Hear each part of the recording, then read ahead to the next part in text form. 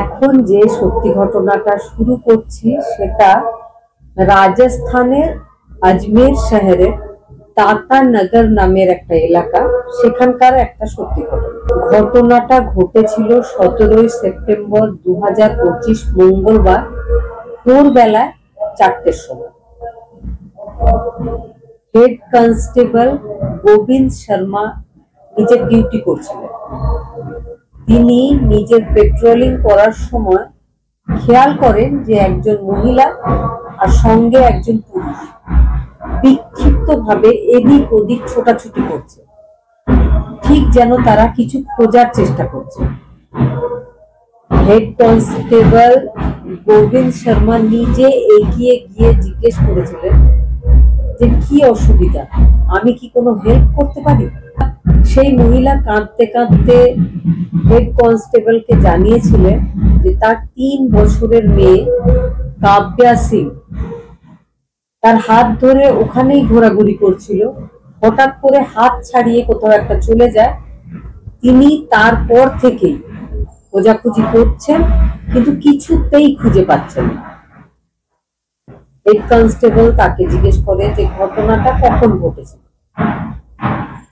তখন সেই মহিলা বলে যে রাত্রেবেলায় 10:30টার সময় এই ঘটনা ঘটেছে।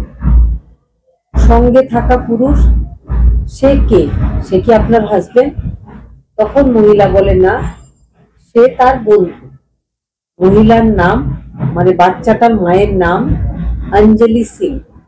যে বাচ্চাটা হারিয়ে গেছে তার বয়স ছিল 3 বছর, নাম কাব্যা সিং। ভদ্রমহিলার সাথে যে ভদ্রমহিলার পুরুষ বন্ধু ছিল তার নাম অখিলেশ বা অলকেশ গুপ্তা। ভদ্রলোক আর ভদ্রমহিলা দুজনে স্থানীয় কোনো হোটেলে কাজ করে। পুলিশ টিম কিন্তু খুব তৎপরতা দেখায়। ছোট্ট বাচ্চা 3 বছরের, গভীর রাত, বাচ্চাটা হারিয়ে গেছে। সেই রাত্রেবেলায় 10:30টা থেকে তার মা খুঁজছে। পুলিশ টিম সমস্ত পুলিশ টিমদেরকে খবর দিয়ে দেয়, সবাইকে বলে অ্যালার্ট হয়ে দেখতে যে বাচ্চাটা কোথায় আছে। খুঁজতে খুঁজতে সকাল হয়ে যায়, কেউ বাচ্চাকে খুঁজে পায়নি। এদিকে বাচ্চার মা কেঁদেই চলেছে। বাচ্চার মা আর বাচ্চার মায়ের বন্ধু তারাও কিন্তু সারা রাত ধরে বাচ্চাটাকে খুঁজেই চলেছে। হঠাৎ করে একটা পুলিশ টিমের ফোন কল আসে সেই হেড কনস্টেবলের কাছে। বলে, স্যার, এখানে যে আনা সাগর রয়েছে সেখানে আপনি চলে আসুন। এবার বলি, আনা সাগরটা আসলে কি? যারা আজমেরে গেছেন বা ওই এলাকার ব্যাপারে খোঁজ খবর রাখেন তারা জানেন যে একটা সুন্দর ঝিল, যেটাকে আনা সাগর নামেই সবাই চেনে। আর আশেপাশের এলাকাটাকে বলা হয় চপাটি। সবাই সেখানে ঘুরতে যায়। সন্ধ্যেবেলায় প্রচুর সুন্দর লাইট, সুন্দর গান বাজনার আসর হয় সেখানে, সবাই সেখানে দেখতে যায়।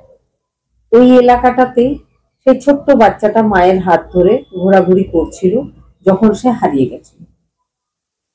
হেড কনস্টেবল সেই এলাকায় চলে যায়, গিয়ে দেখা যায় একটা ছোট্ট বাচ্চার বডি সেই আনা সাগরের জলে ভেসে উঠেছে। পুলিশ টিম সেই বডিটাকে বের করে।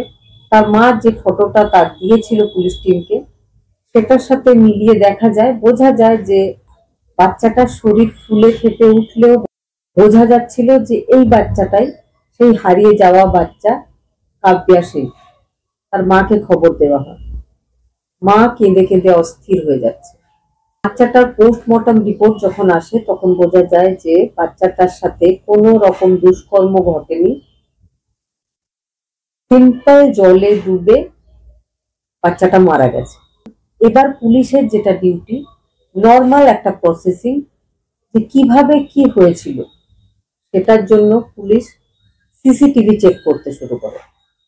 সিসিটিভি চেক করতে গিয়ে পুলিশ অবাক হয়েছিল।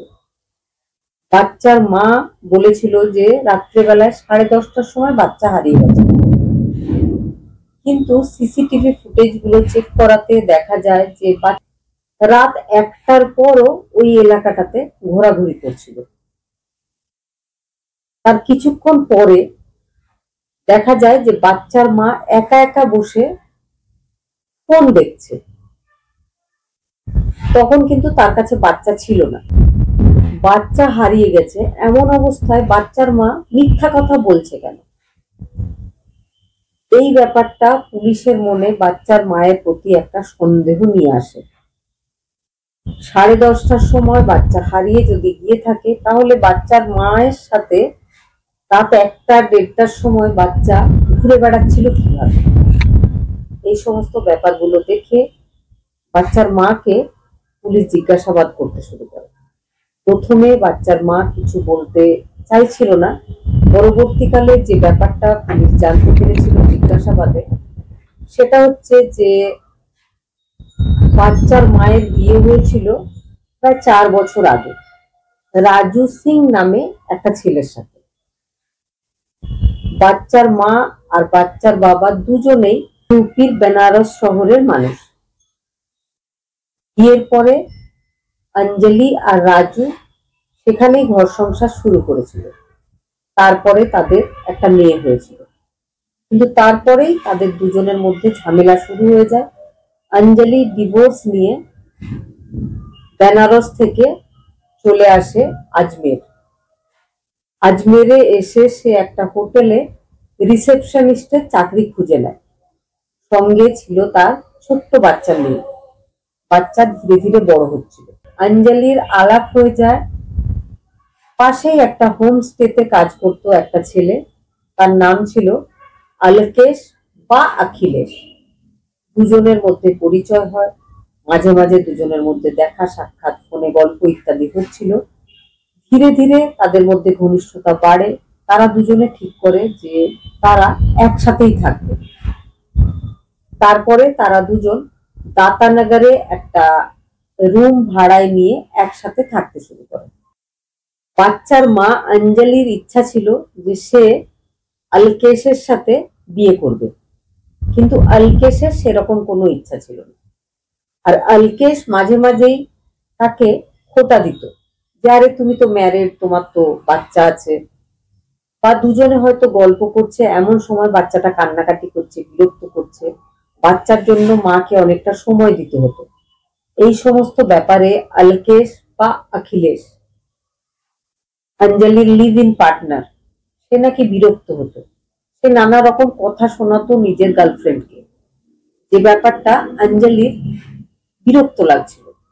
অঞ্জলি মনে মনে ঠিক করে যে যে কোনো ভাবে বাচ্চাটাকে সরিয়ে দিতে হবে আমাদের দুজনের মাঝখান থেকে, তাহলে দুজনের মধ্যে ভালোবাসাটা আরো অনেক বেড়ে যাবে। এই জন্য সে প্ল্যানিং করে।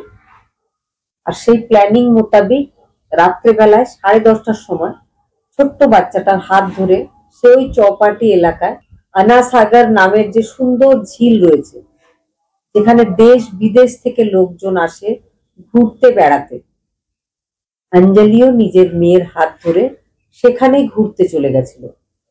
প্রথমে মেয়েকে কিছু খাবার খাইয়েছিল, তারপরে ওই এলাকাতে বারবার ঘোরাঘুরি করে। অনেকগুলো সিসিটিভিতে তাদের দুজনকে একসাথে হাত ধরে ঘোরাঘুরি করতে দেখা গেছে। অঞ্জলি বলেছিল যে হঠাৎ করে আমার বাচ্চা জোর করে হাত ছাড়িয়ে ছুটে কোথাও একটা চলে গেছিল, কিন্তু সিসিটিভি ফুটেজে পুলিশ দেখেছিল যে বাচ্চাটা মায়ের হাত ধরে হাঁটছে, কিন্তু ছোট বাচ্চার যেন হাঁটার ইচ্ছা নেই। মা তাকে হাত ধরে একটু জোর করেই যেন টেনে টেনে নিয়ে ঘোরাচ্ছে। অঞ্জলি বলেছিল যখন রাত 1টা বাজে তখন বাচ্চার খুব ঘুম পেয়েছে।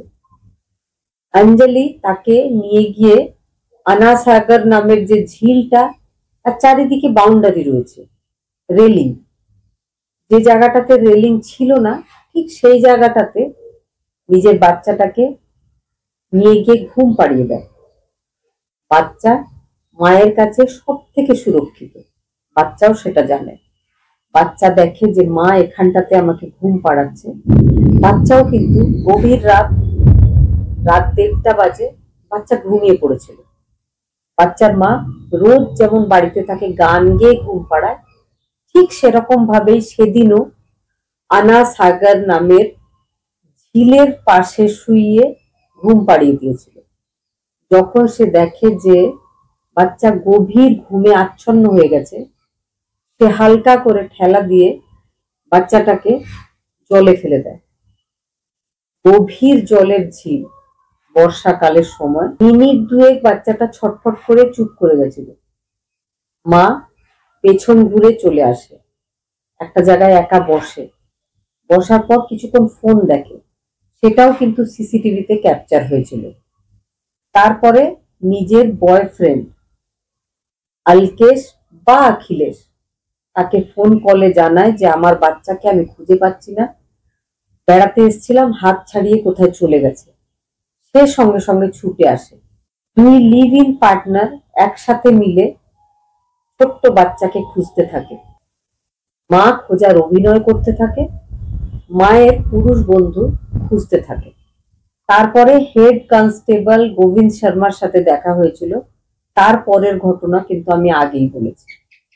এই ব্যাপারটাতে ওই মহিলার পুরুষ সঙ্গী জড়িত আছে কিনা সেই ব্যাপারটা তদন্ত করে দেখা হচ্ছে, কিন্তু প্রাথমিক যে অনুমান তাতে মনে হচ্ছে সেই পুরুষ সঙ্গী এই ব্যাপারে কিছুই জানতো না।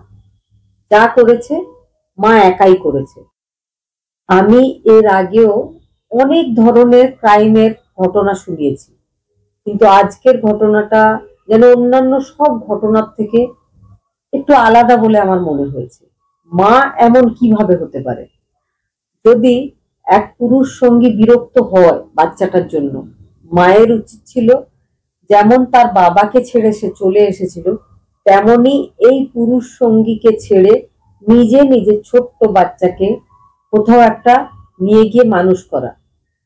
বাচ্চার কাছে মা হচ্ছে সব থেকে সুরক্ষিত জায়গা। সেখানেও যদি একটা বাচ্চা সুরক্ষার অভাব বোধ করে, মাই যদি বাচ্চার শত্রু হয়ে যায়, তাহলে বাচ্চা যাবে কোথায়? একবার ভেবে দেখবেন, কিছু কিছু মানুষ দিন দিন কত নিচে নেমে যাচ্ছে। এরা মা